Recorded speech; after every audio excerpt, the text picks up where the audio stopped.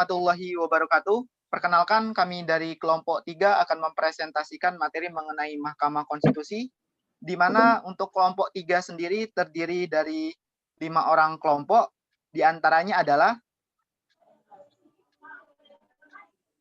Gilang Galuh Pangaribowo, kedua Helmi Ilham Nugraha, 3 Robi Putra Indrasya, 4 Maghribi Anjas Ramadan, kelima adalah Tania Lorenza. Baiklah, di sini kami akan membahas pembahasan mengenai pertama dasar hukum Mahkamah Konstitusi, kedua kedudukan lembaga MK, ketiga tugas dan wewenang MK, keempat cara pembentukan lembaga MK, selanjutnya susunan lembaga Mahkamah Konstitusi, alat kelengkapan Mahkamah Konstitusi, hubungan Mahkamah Konstitusi dengan lembaga lain, dan kasus yang pernah ditangani oleh Mahkamah Konstitusi. Untuk pembahasan awal akan dibahas oleh Gilang Galuh Pangaribowo. Kepada Gilang, dipersilahkan. Oke, langsung saja materi yang pertama tentang dasar hukum Mahkamah Konstitusi. Mahkamah Konstitusi itu sendiri adalah salah satu pelaku kekuasaan kehakiman sebagaimana yang dimaksud dalam Undang-Undang Dasar 1945. Mahkamah Konstitusi memiliki landasan undang-undang, yaitu Undang-Undang Nomor 24 Tahun 2003 tentang Mahkamah Konstitusi yang kemudian digantikan dengan Undang-Undang Nomor 8 Tahun 2011. Jadi dasar hukum dari Mahkamah Konstitusi itu sendiri bisa kita lihat, yakni Undang-Undang Dasar 1945. Langsung ke materi yang kedua, yaitu tentang kedudukan Mahkamah Konstitusi. Mahkamah Konstitusi merupakan lembaga yang mana berkedudukan sebagai lembaga tinggi di suatu negara. Sehingga kedudukan Mahkamah Konstitusi sejajar dengan MPR, DPR, DPD, Presiden, BPK, dan Mahkamah Agung. Walaupun sebenarnya Mahkamah Konstitusi belum dibuat lama atau baru bisa dikatakan, tapi kedudukannya sudah sejajar dengan lembaga-lembaga yang ada di pemerintah Indonesia. Oke, langsung saya kembali ke moderator. Baiklah, untuk materi selanjutnya saya akan membacakan mengenai tugas dan kewenangan Mahkamah Konstitusi.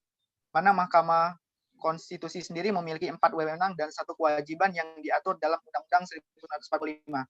Mahkamah Konstitusi berwenang mengadili pada tingkat pertama dan tingkat terakhir yang kemudian putusannya bersifat final, di mana di antara tugas dan kewenangannya adalah yang pertama menguji undang-undang terhadap undang-undang dasar, kedua memutus sengketa kewenangan lembaga negara yang kewenangannya diberikan oleh undang-undang dasar, ketiga memutus pembubaran partai politik, dan keempat memutus perselisihan tentang hasil pemilu.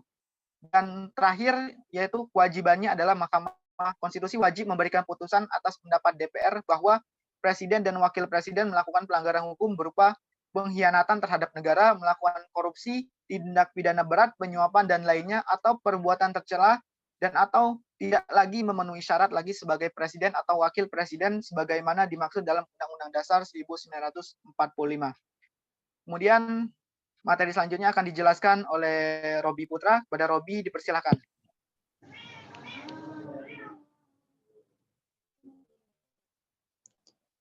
Pembentukan Mahkamah Konstitusi. Ide pembentukan Mahkamah Konstitusi pada era reformasi mulai dikemukakan pada sidang kedua Panitia Ad Hoc 1, Badan Pekerjaan Majelis Permusyawaratan Rakyat Republik Indonesia tahun 2000. Munculnya ide-ide tersebut sejak berdirinya lembaga Mahkamah Konstitusi dimulai dan diawali dengan diadopsinya ide Mahkamah Konstitusi dalam amandemen konstitusi yang dilakukan oleh Majelis Permusyawaratan Rakyat pada tahun 2001 sebagaimana dirumuskan dalam ketentuan pasal 24 ayat 2 pasal 24C dan pasal 7B Undang-Undang Dasar 1945.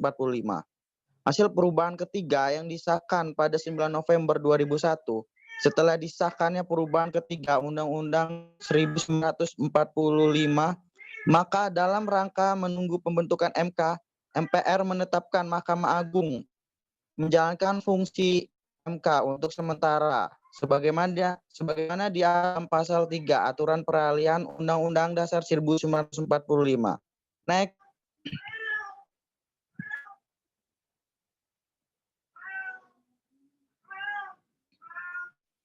Susunan Mahkamah Konstitusi. Susunan organisasi Mahkamah Konstitusi terdiri dari ketua dan wakil ketua. Serta Ketua Mahkamah Konstitusi memiliki 7 anggota hakim konstitusi. Ketua dan wakil ketua dipilih dari dan oleh hakim konstitusi untuk masa jabatan selama 3 tahun. Mahkamah Konstitusi mempunyai 9 orang anggota hakim konstitusi yang ditetapkan dengan keputusan presiden. Hakim konstitusi diajukan masa oleh Mahkamah Agung, 3 oleh perwakilan rakyat, dan 3 oleh presiden, yang selanjutnya ditetapkan dengan keputusan presiden. Hakim konstitusi adalah pejabat negara. Sebagaimana pejabat negara, maka kedudukan protokoler dan hak keuangan ketua, wakil ketua, dan anggota hakim konstitusi berlaku ketentuan peraturan perundang-undang bagi pejabat negara. Next.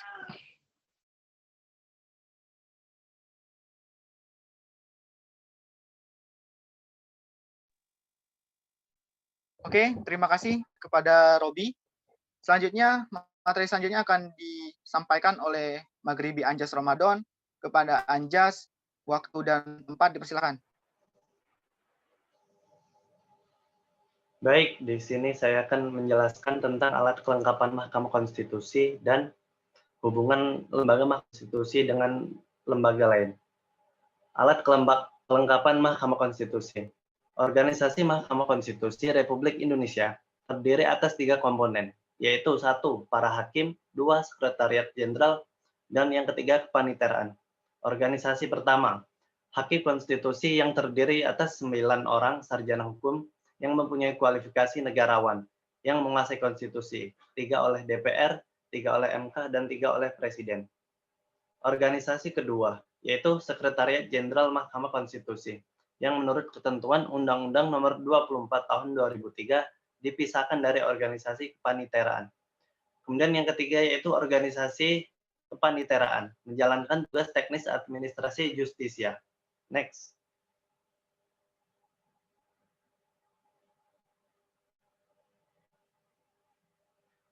Hubungan Mahkamah Konstitusi dengan lembaga lain.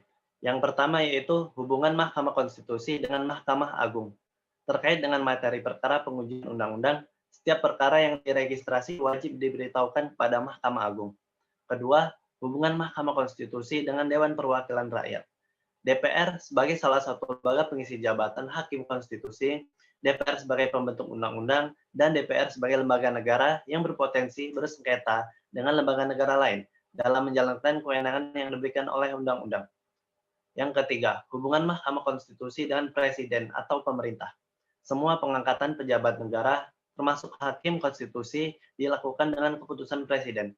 Presiden sendiri diberi wewenang oleh Undang-Undang Dasar untuk menentukan pengisian 3 dari 9 hakim konstitusi. Yang keempat, hubungan Mahkamah Konstitusi dengan Komisi Yudisial, KY Mandiri yang berwenang mengusulkan pengangkatan Hakim Agung dan menegakkan kehormatan, keluhuran, martabat, perilaku hakim. Sekian, terima kasih. Oke, terima kasih dari Anjas. Kemudian selanjutnya akan dijelaskan oleh Tania Lorenza. Kepada Tania Lorenza, dipersilahkan. Oke, terima kasih moderator. Selanjutnya, Tania akan membacakan kasus yang pernah ditangani atau yang pernah terjadi di Mahkamah Konstitusi, yaitu diantaranya ada revisi UU KPK, penyelesaian perselisihan pemilu. Nah, dalam penyelesaian perselisihan pemilu, yaitu tentang penyelesaian sengketa Pilpres pada tahun lalu, yaitu 2019, antara pasangan nomor urut 1 Prabowo Sandiaga Uno dengan paslon nomor urut 2 Jokowi Ma'ruf Amin. Nah, di mana yang dalam putusannya yaitu putusan MK menetapkan pasangan nomor urut 2 yaitu Jokowi Ma'ruf Amin sebagai pemenang secara sah dalam Pilpres 2019. Selanjutnya teman-teman ada UU Ketenagalistrikan untuk rakyat, yaitu MK di sini menyatakan Undang-Undang Nomor 20 Tahun 2002 tentang ketenagalistrikan tidak berlaku. Undang-undang ini dinilai menabrak hakikat pasal 33 UUD 1945. Dalam hal ini juga perlu kita ketahui bahwasannya menurut MK, listrik masih merupakan cabang produksi penting dan menguasai hajat hidup orang banyak, sehingga harus dikuasai oleh negara dan dipergunakan sebesar-besarnya untuk kemakmuran rakyat. Selanjutnya, teman-teman, ada dihapusnya ancaman pidana bagi orang yang mengaku-ngaku advokat, yaitu ini terjadi pada menjelang akhir tahun 2004, tepatnya pada tanggal 13 Desember lalu, yaitu MK mengejutkan kalangan advokat dengan mencabut keberlakuan pasal 31 Undang-Undang Advokat. Nah, setelah itu ada harga BBM dikendalikan pemerintah. Pada kasus ini pembacaan putusan atau judicial review Undang-Undang nomor 22 tahun 2001 tentang migas bisa jadi sidang yang paling banyak menyedot perhatian masyarakat. Apalagi ya teman-teman, putusan dibacakan 2 hari setelah terjadi kenaikan harga BBM Pertamax dan LPG. Selanjutnya ada kewenangan Komisi Penyiaran Indonesia Dangkas. Sebagai pelaksanaan suatu undang-undang, pemerintah akan menerbitkan PP. Kewenangan membuat PP sepenuhnya ada di tangan pemerintah, tetapi Undang-Undang Nomor 32 Tahun 2002 justru mengikutsertakan Komisi Penyiaran Indonesia KPI. Dalam penyusunan PP, nah, melalui putusan yang dibacakan 28 Juli, MK mengoreksi kesalahan yang tampak sepele itu dan MK menyatakan anak kalimat KPI bersama yang terdapat pada pasal 62 ayat 1 atau anak kalimat atau terjadi sanggahan pada pasal 44 ayat 1 bertentangan dengan UUD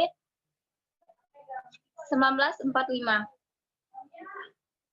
Nah, selanjutnya teman-teman, bahwasanya Mahkamah Konstitusi adalah salah satu pelaku kekuasaan kehakiman sebagaimana dimaksud dalam Undang-Undang Dasar Negara Republik Indonesia tahun 1945.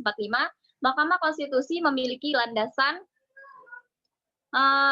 undang-undang yaitu Undang-Undang Nomor 24 Tahun 2003 tentang Mahkamah Konstitusi yang kemudian diubah dengan Undang-Undang Nomor 8 Tahun 2011 tentang perubahan atas undang-undang yaitu Undang-Undang Nomor 24 Tahun 2003 tentang Mahkamah Konstitusi. Selain itu, MK juga memiliki sebuah kedudukan sebagai lembaga tinggi negara yang berkedudukan setara dengan lembaga tinggi lainnya. Saat ini MK bertempatan di wilayah ibu kota negara. Sebagai lembaga tinggi negara yang bergerak di bidang peradilan, MK juga memiliki sebuah wewenang dan tugas seperti menguji satu undang-undang terhadap undang-undang lainnya, melakukan pembubaran parpol, menyelesaikan sengketa pemilu, ataupun memberikan putusan atas rekomendasi DPR terkait apabila seorang presiden dan wakil presiden melakukan pelanggaran yang bertentangan dengan Undang-Undang Dasar. Oleh karenanya, teman-teman, MK memiliki peran besar dalam menjaga dan melakukan judicial review yang berkaitan dengan sebuah UU yang telah dibuat oleh lembaga legislatif agar dapat dijalankan dengan baik di masyarakat dan aturannya tidak bertentangan dengan Undang-Undang Dasar 1945.